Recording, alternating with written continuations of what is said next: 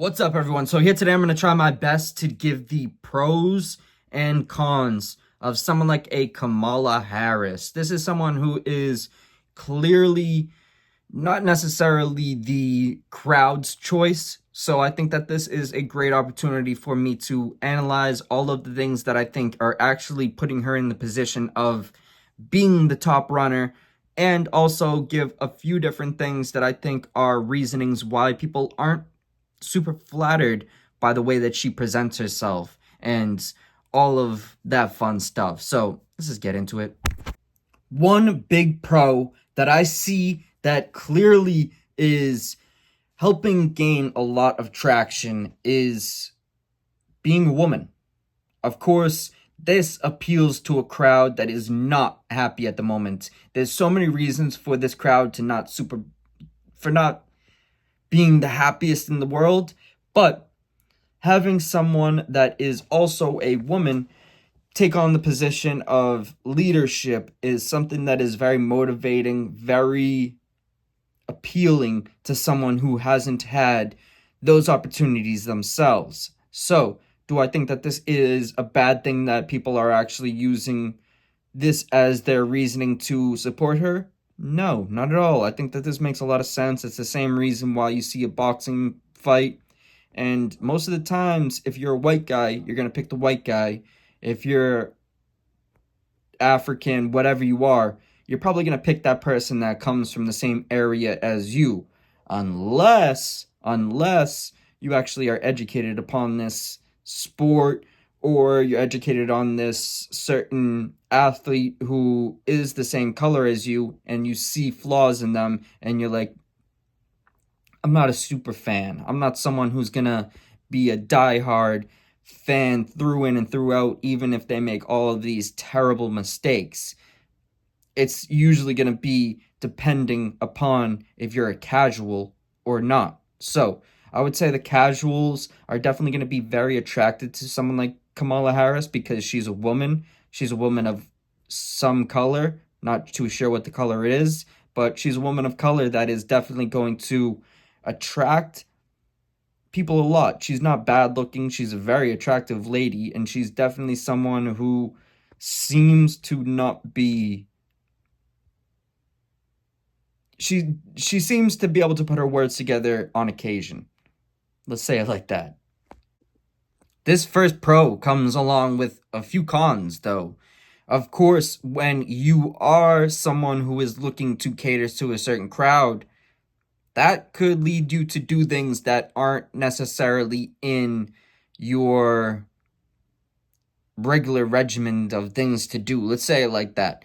If someone is going to start trying to pander to a crowd and start talking in a way that they think the crowd is going to digest a little bit more easily, that leads them to be very inauthentic, very much something that is controllable, and something that is very much not what they say they are. It's similar to this thing that I see her doing a lot where she plays victim in an attempt to gain more power. If you are going to try to play victim in an attempt to gain power, that is completely a sneaky, shisty move that is not going to pan over well if you do it to another country. If you try to sneakily stab this other country in the back and take everything that they ever worked for, there's a big chance that they're going to be all out trying to kill you and everyone that comes with you. So, this is a very bad position to have someone of leadership be in when they are someone who is easily convinced by a crowd to sound like this or to try to speak in a certain way. It is just never going to be great for the outcome due to the factor of this person is easily manipulated. This person is easily made to think that this is the right way of doing it, even though it goes completely against what they think is morally right.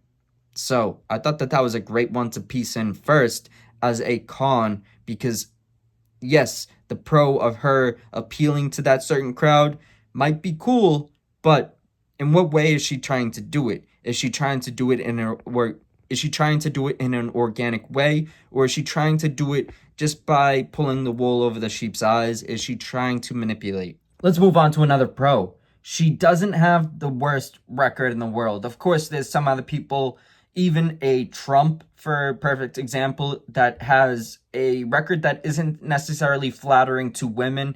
It's not flattering to a lot of different people due to the factor of certain people being on the disadvantaged side of him elevating. I think that that is not ever going to be something that's easily digested by someone who looks to that person with jealousy. I think that that is just hard to do.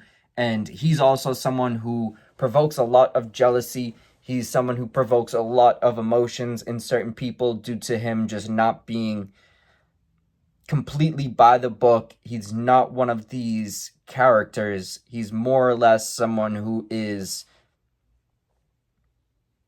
He is what he is. He's not going to cater to the crowds. Let's say it like that. He's definitely not going to cater to the crowds too much. I definitely think he does cater to certain crowds, and I think that that is strategic in its own way, but it's not inauthentic in the way that Kamala does it, where she's literally changing her voice to sound like this, to sound like that. It's like, I sound like Christopher Walken right there, but I would say the not a terrible record is something that people really look at to be great.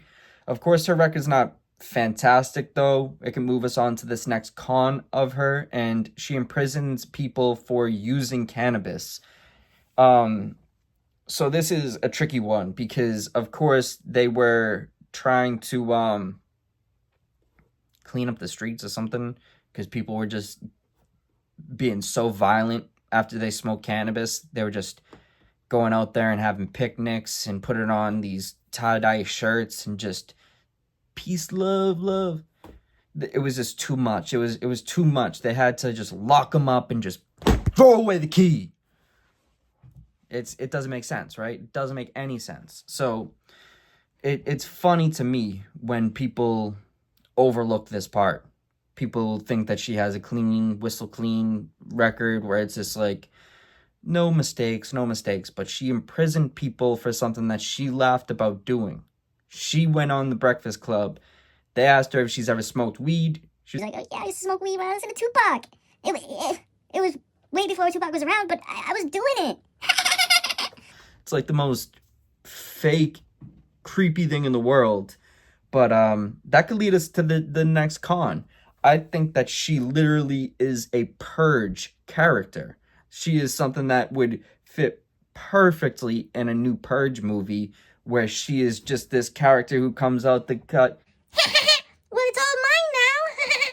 It's like this weird, wicked witch that is like absolutely not aware of any of the things that she's doing to make herself look crazy. And it's like even an attempt to try to mimic or do an impression of her, it makes anyone who tries to do it look out of their mind insane. So it's like it's just mind-blowing to me that people aren't fully taking it serious when they see her doing it at all of these things. And it's never just like a certain situation where she's like, oh, I think this is funny. I have this funny thought in the back of my head, so I'm just going to let out a weird, wicked laugh. No, it's like she's talking about like policies. It's like once she actually starts talking about anything that's supposed to be taken serious is when the weird laughter starts creeping out, which is something that very much intimidates me. I can't lie. It's not intimidating in the sense of like, oh, this lady could beat the hell out of me or something. It's more or less something like, if she ever had any power over me, I would not feel comfortable. I would not feel comfortable in the slightest. I think that the wicked laugh that she lets out in these weird opportunities of her presenting herself, I think it's almost like she's just so amazed that we have allowed her to get to this position that she's just laughing in our faces like, haha, I can't believe you guys are this stupid. Like, you guys are hearing me talk about like When the wind blows up, it sometimes comes down. And when it goes to the side, it spins around. It's like people are listening to this weird shit and they're like, oh my god, she's so beautiful. She's black. She's beautiful. She's black, baby. it's like, no, you fucking.